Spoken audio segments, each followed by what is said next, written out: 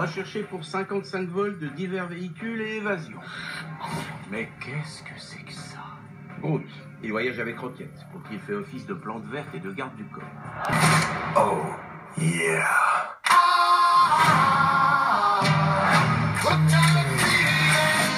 You're welcome.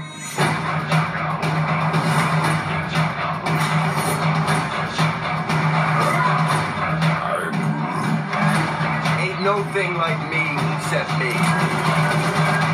Who are you? We're the Guardians of the Galaxy.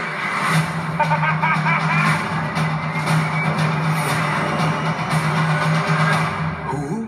Forget it. Guardians of the Galaxy. Salut les amis, très content de vous retrouver. On va parler aujourd'hui de la MMS 254, le set Rocket et Groot des Gardiens de la Galaxie, toujours chez Hot Toys en 1/6. Un petit tour rapide de la boîte qui est extrêmement succincte. Regardez bien ce dessin de façade, j'y reviendrai tout à l'heure, ça aura une petite importance. Donc un petit tour rapide, rien d'exceptionnel. La boîte est un petit peu plus grande parce que bien évidemment il y a deux personnages. Et quelle belle réussite ces pièces-là, je vais y revenir. Bonjour à tous, c'est Max, on est parti pour la review.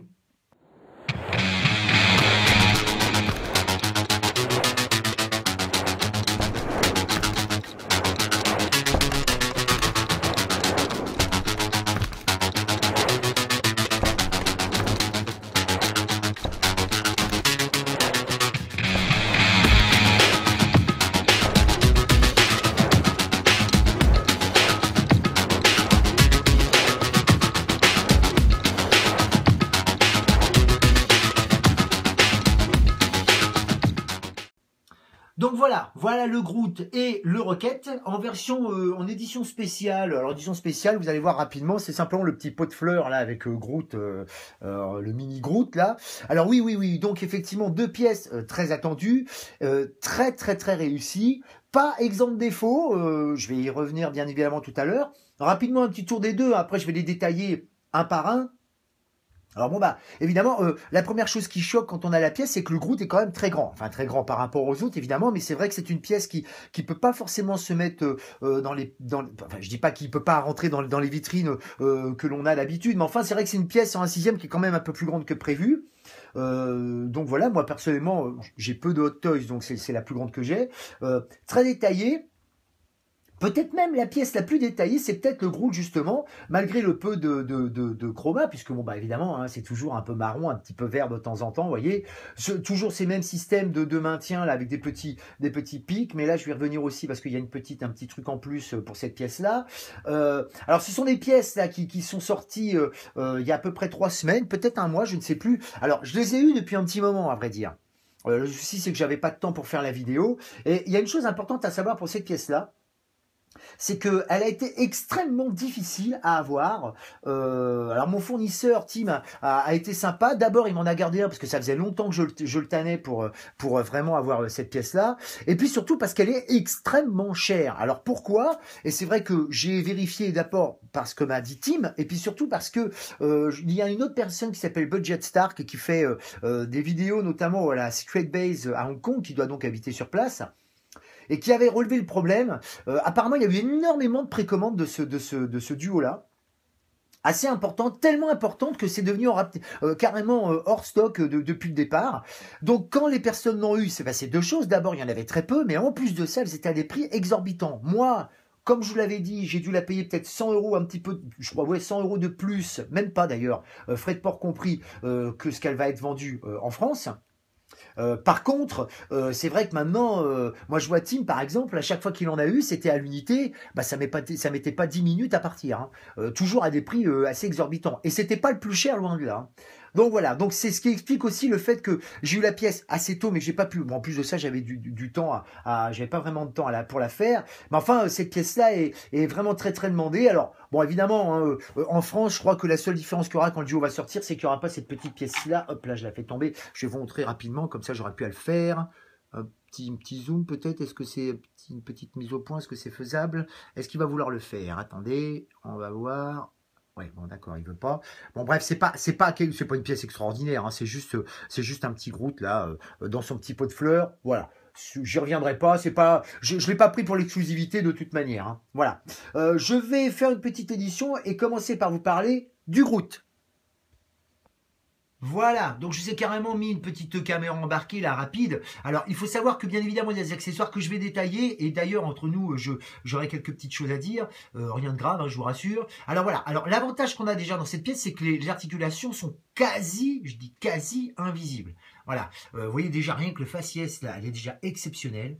Il y a une autre tête qui est vraiment aussi très très belle, une tête où il est en colère. Voilà. Alors évidemment, toutes les petites protubérances que vous avez là sont en plastique mou, bien évidemment. Ils font ça bien chez Hot Toys. Articulés donc au niveau des épaules, des coudes, des mains. Petite chose sympa que les gens ne savaient peut-être pas, c'est que ces petites mains-là, vous voyez, qui ne sont pas toujours très belles, en vérité, elles peuvent être un petit peu malléables, vous voyez. Ça, c'est sympa. Parce que c'est vrai que quand vous les avez au départ, on se dit, ouais, elles sont pas très très belles. En fin de compte, quand vous pouvez les mettre un peu comme vous voulez, c'est plutôt sympa. Articulation au niveau des genoux, un petit peu. Alors, il y a quelques petites pièces qui bougent un peu comme une armure de Iron Man, voilà, parce qu'évidemment, comme il peut bouger au niveau des hanches, là, ça aide quand même pas mal de petites pauses. Et au niveau des pieds. Donc, les pièces interchangeables sur ces pièces-là, c'est simple, c'est les mains. Je vous montrerai ça tout à l'heure. Et le devant de la tête, qui est un système très simple. Hein, vous enlevez la tête, vous remettez, rien d'exceptionnel. Il y a aussi une articulation, non pas au niveau de la taille, mais au niveau, vous voyez, du torse. Alors ça c'est sympa parce que, bon, c'est sympa. On pourrait penser qu'il y a vraiment moins d'articulation, que c'est pas forcément aisé, mais pour ce que fait le personnage, et il est quand même assez statique dans le film, on se rend compte que c'est tout à fait acceptable. Ah, évidemment, articulation au niveau du cou, vous voyez, je vous montre. Voilà. Bon, rapidement, et puis au niveau de la tête, bien évidemment. Voilà. Et alors, c'est vrai que les détails, c'est assez impressionnant quand même. Je vais essayer de me rapprocher au plus près. Non mais regardez, sérieux, c'est quand même très très très bien fait. C'est vraiment une très belle sculpture. Je vous dis, il y a plus de travail là-dessus que sur le Rocket quand même. Hein. Le Rocket, bon, alors il est très réussi hein, le Rocket, mais enfin c'est vrai que bon, puis le fait d'avoir ces articulations, je vais dire quasi invisibles, je dis vraiment quasi parce qu'évidemment elles se voient, mais on peut poser le personnage de cette manière-là. Et vous voyez, sans que ça choque, quoi. Franchement, il est vraiment très, enfin, vraiment très réussi. Hein. C'est vraiment une très belle réussite, ce petit Groot. Voilà. Le socle, la même base que pour le Star-Lord, Gamora et Drax quand ils vont sortir. Hein, classique, le nom et le petit poteau derrière. Et j'y reviendrai tout à l'heure, il y a un petit truc à dire là-dessus. Voilà. Donc, c'est quelque chose de succinct. Hein, mais le travail, j'insiste, le travail est vraiment bien fait. Hein, voilà. Donc, je vais reposer la petite pièce. Voilà, tout en faisant une petite mise au point, ça sera pas un mal. Voilà. Et je vais vous présenter maintenant le Rocket. Voilà Monsieur Rocket avec son hyper gun qui est vraiment énorme. D'ailleurs, bon là je l'ai pas enlevé de la main, hein, mais bien évidemment il est super grand. Il est aussi grand que le personnage d'ailleurs, quasiment, voire même plus grand. Alors au niveau articulation, on a épaules, coudes, les mains qui peuvent s'enlever, les pieds. Au niveau des genoux et au niveau de la taille, et là, bien évidemment, on retombe sur le syndrome Captain America Winter Soldier, où bien évidemment, c'est extrêmement difficile de leur faire plier les genoux. C'est faisable, mais c'est assez compliqué, voire quasi impossible au niveau de la taille. Bon, le costume est très bien fait, très détaillé, mais très échancré. Et puis, vous voyez, il y a toute cette petite partie couleur cuir, là, qui bride un petit peu la pièce. Après, on a l'articulation au niveau du cou. Et c'est tout. C'est tout. Et je vous dis ça parce que ça fait partie des défauts, mais j'y reviendrai tout à l'heure, enfin du défaut principal de cette pièce-là. À côté de ça, excusez-moi pour le coup là. À côté de ça, indépendamment, la pièce est vraiment réussie. Ouais, on le reconnaît bien. De l'autre côté, c'est un raton laveur, hein, donc voilà, c'est pas Capucin, mais enfin, on le reconnaît bien.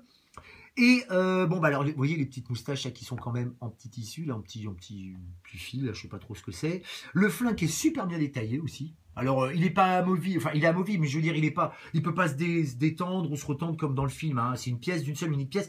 Et d'ailleurs faites très attention parce que c'est pas aisé de placer, parce qu'en vérité pour placer, vous voyez le gun, il faut changer la main, donc vous enlevez la main, mais il faut la placer sur le gun avant. Et même comme ça c'est pas facile de le placer, donc faites très attention parce que ça c'est du plastique tout du long et très fragile, hein, donc ça risque d'être cassé, voyez, assez rapidement. Toujours la même base, rien d'exceptionnel. Bon, évidemment, vous allez avoir une pièce plus petite, c'est-à-dire la tige et puis le fameux petit truc derrière. La petite queue aussi qui est là, qui est en en plastique hein, de base, hein, rien d'exceptionnel. Voilà, une pièce très réussie, très bien articulée. Je vais revenir et on va peut-être commencer à parler des petites choses qui peuvent un petit peu fâcher. Non, d'abord, je vais vous parler des accessoires. Alors, un petit zoom, voilà, et on parle des accessoires. Voilà, donc je vais vous montrer les accessoires avec un petit message personnel.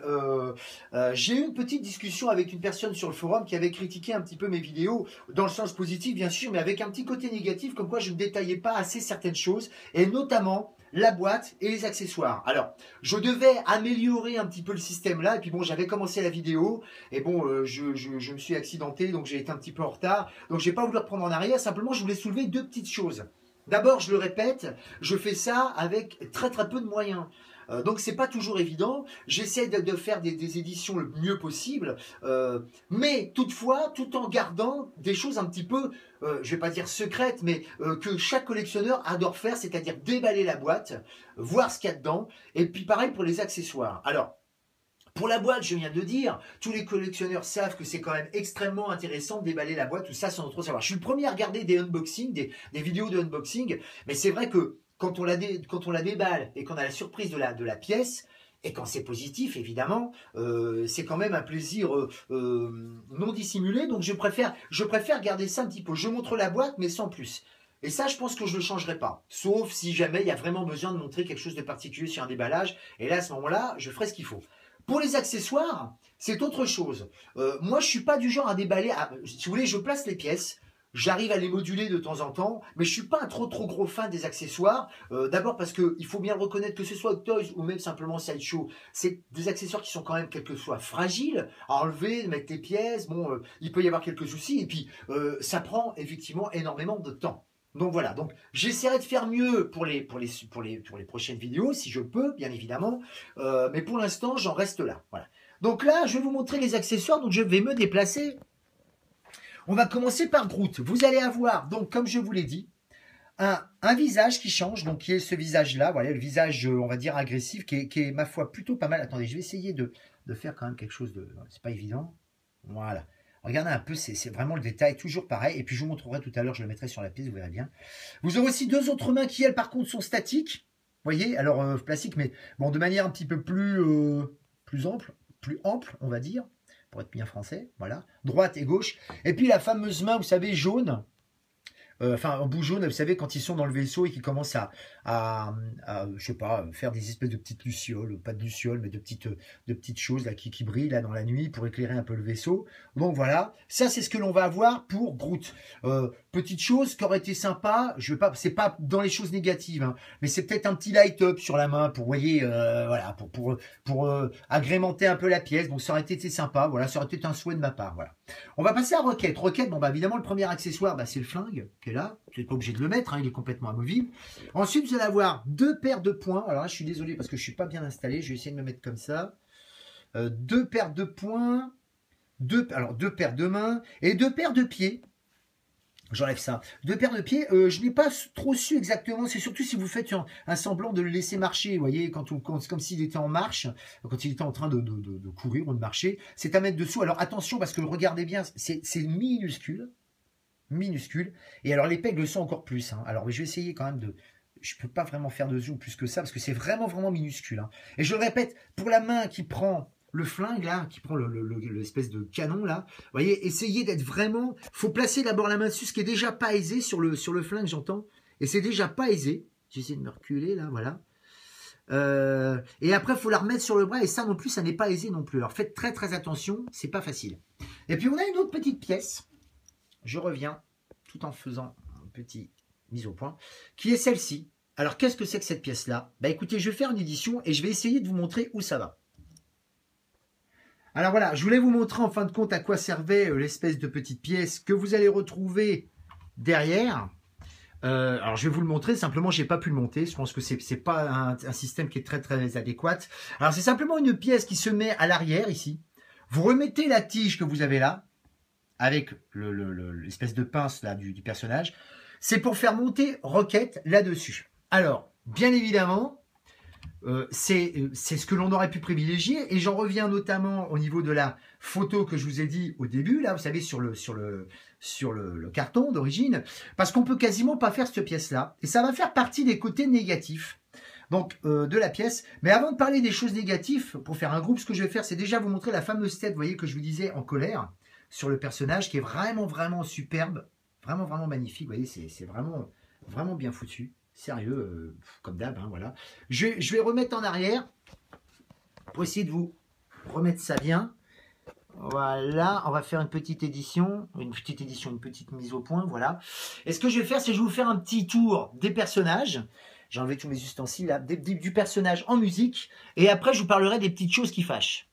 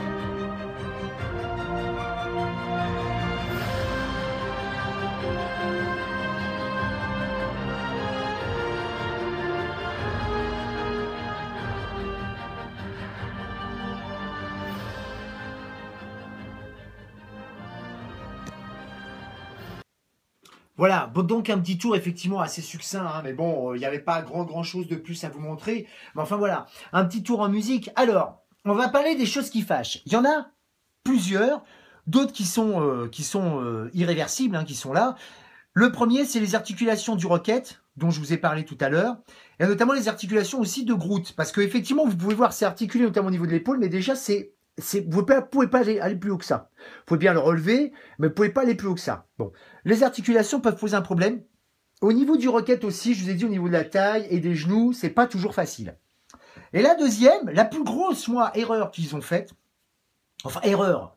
Alors, je ne sais pas si c'est une erreur, hein, j'irai pas jusque-là, mais le mot est peut-être un petit peu fort. Mais enfin, la chose qui manque dedans, bah, c'est tout simplement, je vous l'ai dit, hein, au niveau de l'image de la boîte, c'est de ne pas avoir un deuxième HS de Rocket.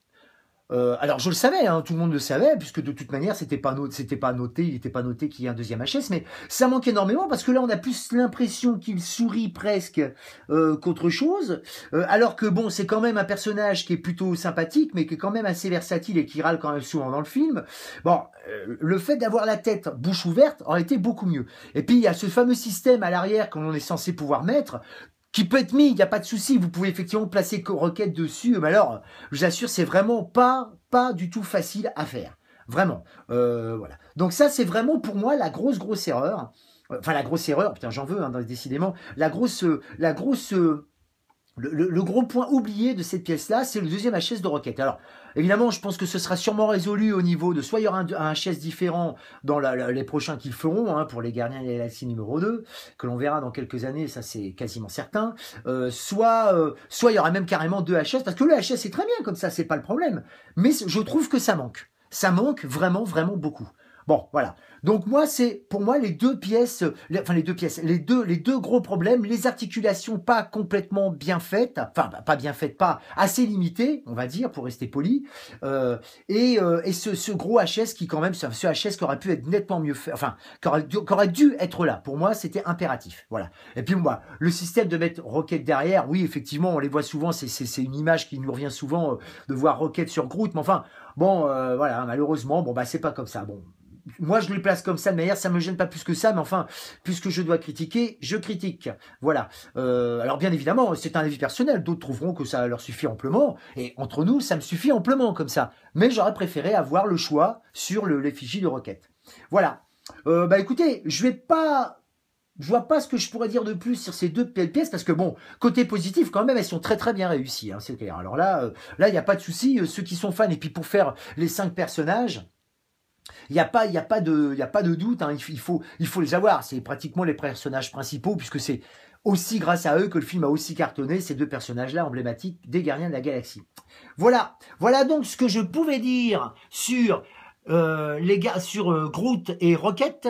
Je pense que la prochaine vidéo concernant les Gardiens de la Galaxie devra normalement être Gamora, une pièce qui est où il n'y a pas beaucoup d'accessoires, je sais, mais enfin bon, il y aura quand même pas mal de petites choses à dire.